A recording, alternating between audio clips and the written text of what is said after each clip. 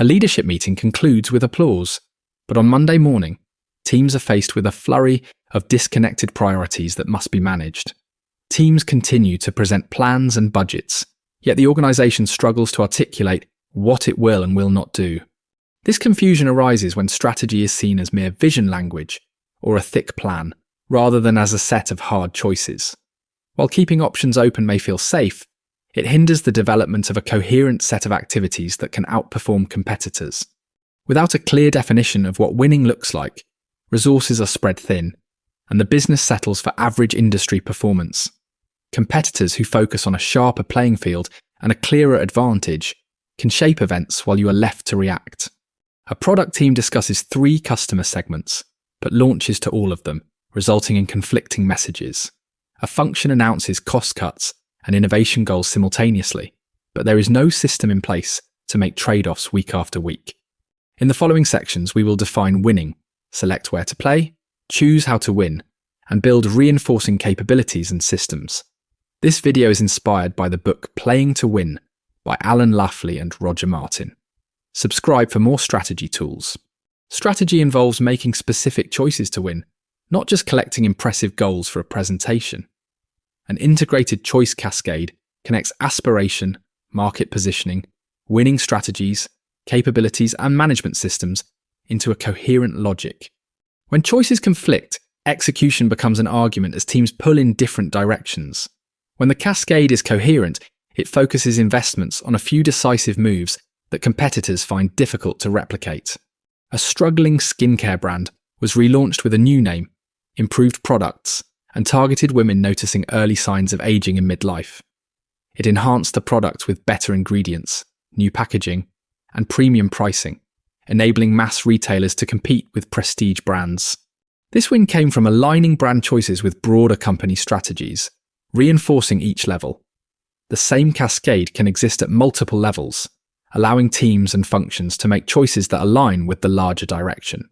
A practical step is to write the 5 key questions on one page and force clear answers for each. Then list what will not be pursued, as refusing options frees attention for the chosen work. A winning aspiration clearly defines success, focusing on customer satisfaction rather than just financial metrics. When winning is explicitly defined, organizations are more willing to invest and take risks that may seem challenging. An aspiration to merely participate often leads to compromise, underinvestment, and strategies that struggle to keep up with determined competitors. A small car venture might initially gain enthusiasm, but eventually collapse after years of losses, as winning was never adequately funded. A large automaker launched a new brand with separate plants and no haggle pricing to defend its small car market share. While the brand earned customer loyalty, it never achieved the scale needed to sustain a full lineup and a national dealer network. Defining winning sets the bar for where to play, as serving everyone everywhere is a losing choice. The playing field narrows by selecting specific customers, channels, geographies, and categories that can be served distinctively. A useful next step is to map the core consumer, the unmet tensions, and the places where these tensions can be resolved. Then decide what not to prioritize, so that resources can be concentrated on the few arenas where winning is realistic. Once the field is chosen, the strategy for winning defines the path to success in that domain. To win, you must create unique value and deliver it in a way that competitors cannot easily replicate. Where to play and how to win must complement each other, as no advantage works for every market. A low-price model demands strict cost control, while a unique offering requires constant effort to maintain distinctiveness. In a differentiation approach, customers pay a premium because they do not see an identical alternative.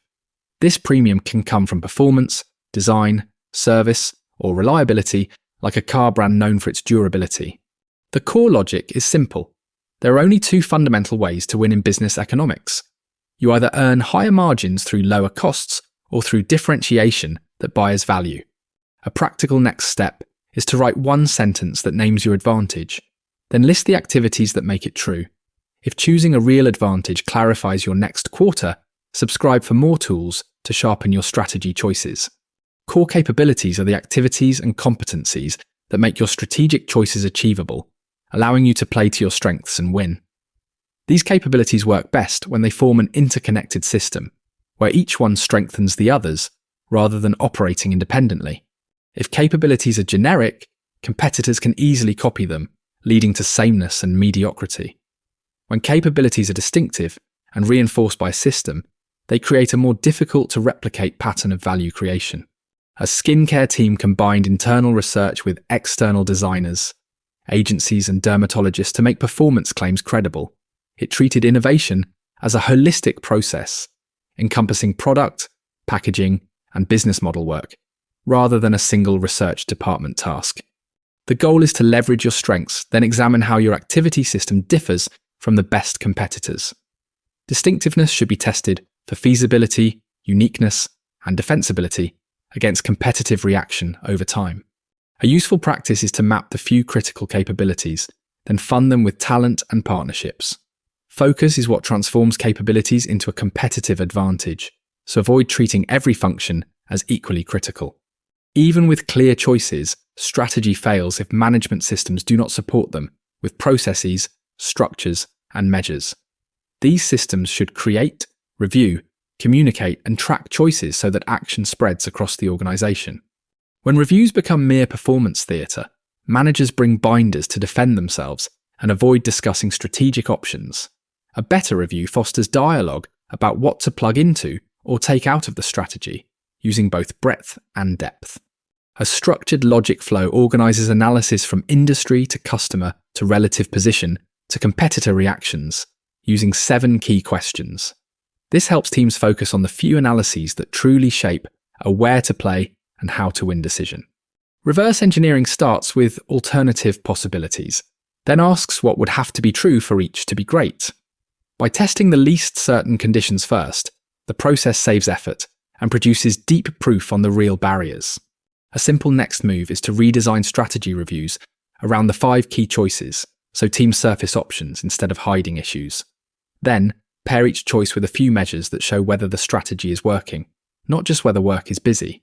A winning strategy is not a document, but a set of choices that commit the organization to a clear direction. It treats decision-making as the core job, because selecting what to do and what not to do creates a competitive advantage. Begin by defining what winning means, then narrow the playing field to the customers, channels and geographies that truly matter. Next, choose whether to win through cost leadership or differentiation, and build the capabilities that make that choice real. When the strategy is coherent, investment becomes simpler because every project must strengthen the chosen advantage.